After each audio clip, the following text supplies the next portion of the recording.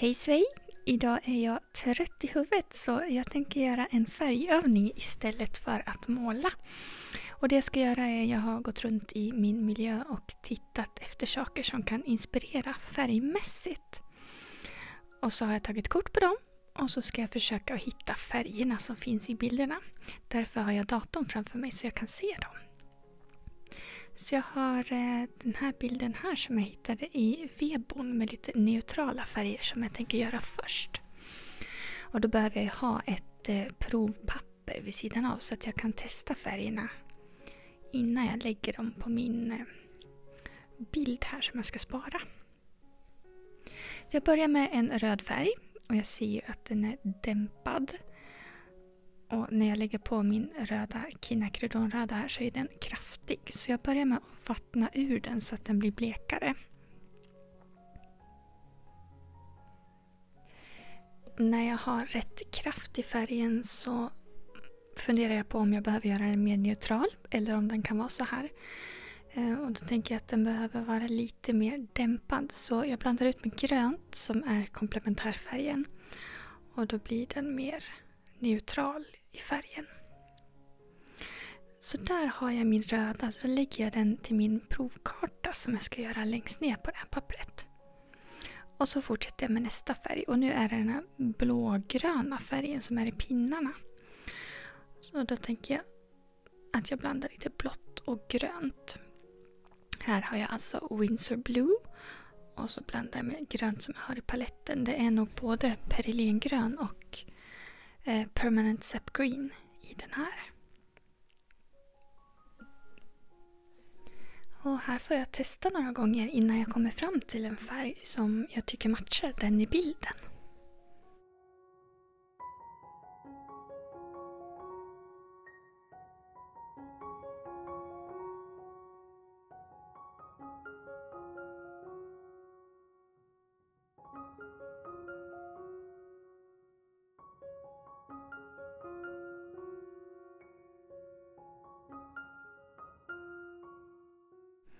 Poängen med den här övningen är ju att jag ska komma ihåg vad det är för färger jag målar. Så kom ihåg att skriva ner, särskilt om du blandar färger.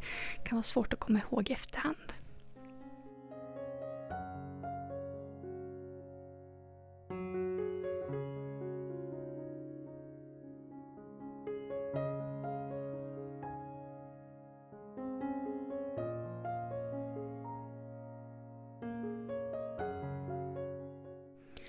Du kan ju välja hur många färger du vill ha med i din palett. Man kan ju välja bort och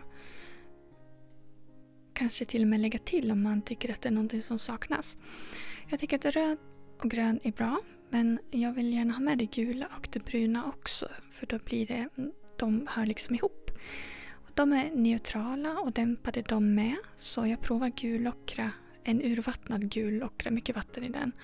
Och sen har jag sepia som är den här bruna. Det som är bra med sepia är att den är lite dassig i färgen. Den är grynig. Så den passar ganska bra ihop med det åldrade träet.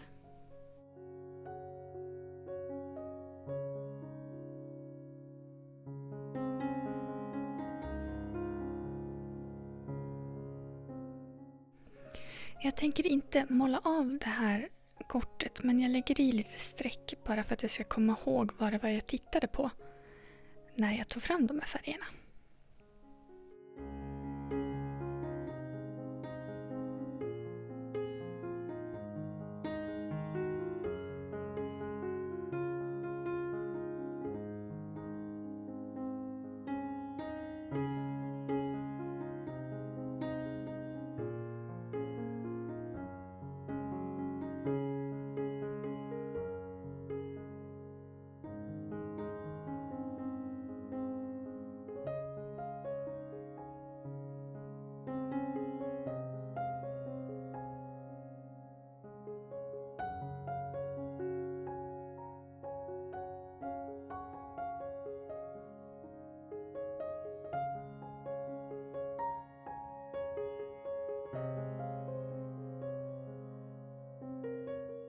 Jag gillar omväxling, så nästa bild har starkare färger. Det här är ju då godis. Jag älskar att äta godis.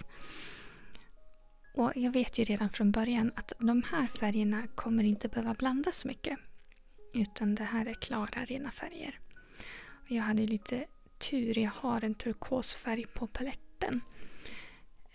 Kobolt Turkos Light. Den är väldigt vacker men inte så bra för miljön, läste jag på tuben, så jag rekommenderar den inte. Jag kommer använda den tills den är slut helt enkelt. Men fin är den. Det som är med de här, vad heter de? Soda Pop. De rosa blå godisarna.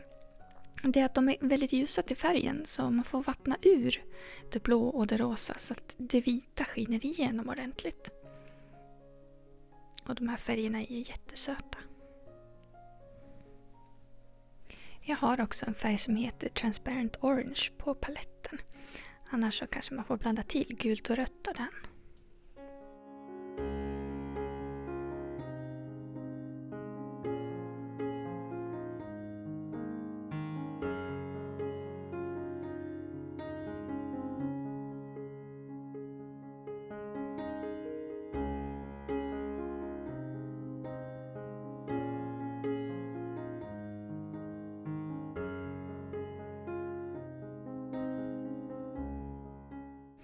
Det finns en lila brunaktig färg i de här napparna.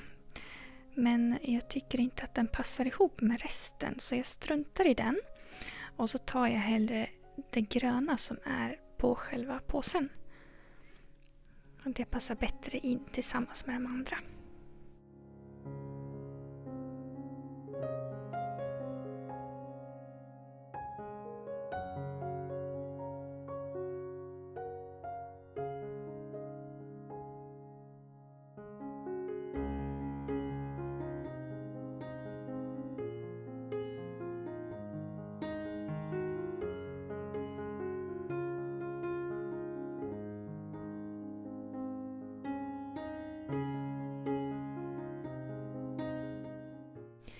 Och jag gör samma sak här, att jag slänger på lite färg bara för att komma ihåg att det var smågodis som jag kollade på.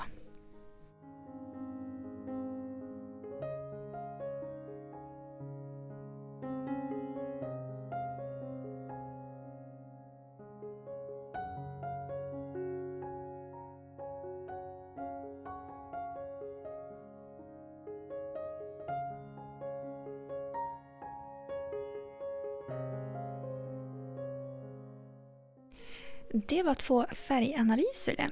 Såna här är jätteroliga att göra när man är ute och reser, för då är det lättare att uppmärksamma intressanta färger på byggnader till exempel. Eller intressanta blommor eller hur folk klär sig. Det är lätt att bli hemmablind när man sitter och analyserar. Det var allt för idag. Vi ses nästa vecka.